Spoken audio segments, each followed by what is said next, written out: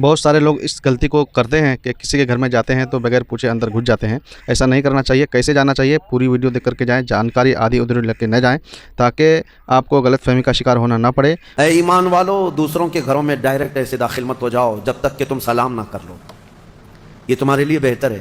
گھر میں جانے کے آداب میرا مولا سکھا رہا ہے. ڈائریکٹ گھس نہ جانا کسی کے گھر میں. سلام کرو پہلے اور آگے پوچھ رہے ہیں. آگے کی باتیں بتاتا ہوں. دروازے پر کھڑے ہو کر کے دستک دو. 3 مرتبہ دستک دینا ہے. اگر 3 بار میں بھی جواب نہیں آیا تو فرمائے گا واپس پلٹ جاؤ، اس کے پیچھے نہ لگ جاؤ.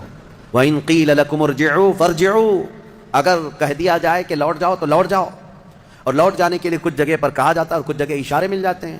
جواب نہیں آ رہا ہے گھر کے اندر سے تو وہاں سے نکل جانا چاہیے.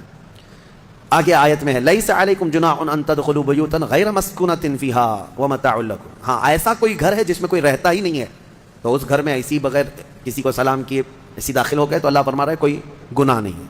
تمہارا سامان رکھا ہوا ہے کسی گھر میں لیکن رہنے والے کوئی نہیں ہے. یہاں پر یہ احکام متفرع ہوتے ہیں. تمہارا ہی گھر ہے، تم نے کسی کو کرائے سے دے رکھا ہے، تب بھی تمہیں اس گھر میں جانے کی اجازت نہیں جب تک کہ کرایہ دار رہ رہے ہیں. باہر سے سلام کرو اور سلام کرنے کے اہل نہیں ہیں تو دستک دو. ضروری نہیں ہے کہ صرف سلام کے ذریعے ہی سے لوگوں کو پہچانا جائے. سلام کے اگر اہل نہیں ہیں وہ لوگ جو رہ رہے ہیں تو دستک دو. اس لیے کہ کون کس حالت میں بیٹھا ہوا ہے یا بیٹھی ہوئے تمہیں اندازہ نہیں. یہاں تک کہ حکم یہ ہے کہ دروازے پر دستک دے کر کے دروازے کے بالکل سامنے کھڑا ہونا بھی یہ درست نہیں، بلکہ فرمایا گیا دائیں جانب ہو جاؤ یا بائیں جانب ہو جاؤ. اس لیے کہ اگر کوئی خاتون دروازہ کھولے تو تمہارا آمنا سامنا نہ ہو جائے. یہ اسلام ہے. اور آگے اس کے فوراً آیت آتی ہے اے محبوب آپ فرما دیں مومنین سے یغضوا من ابصارہم ویحفظوا فروجہم، اپنی آنکھیں نیچی رکھیں، اپنی شرمگاہوں کی حفاظت کریں.